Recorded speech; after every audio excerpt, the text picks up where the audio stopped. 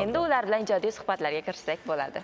Bobur Mirzo Beyjonov, hurmatli sozandalar, yana bir bora dasturimizga xush kelibsizlar. Mana Bobur Mirzo yosh bo'lishiga qaramasdan juda bir chiroyli ijrolarni bizga va teletomoshabinlarimizga taqdim qilyapsiz. Haqiqatda bu ham sizni mahoratingizdan darak beradi desak adashmagan bo'lamiz. Endi bu mahorat o'z-o'zidan shakllanmagan.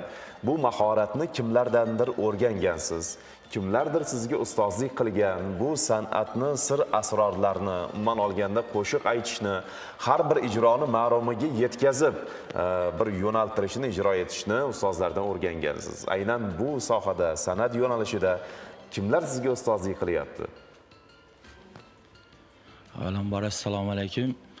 Oyna jahon orqali bizani kuzatib o'tirgan aziz yurtdoshlar va Xorazm telekanalining ashaddiy muxlislari, hammangiz uchun bugungi ertalabki tongimiz xayrli va barakali bo'lsin.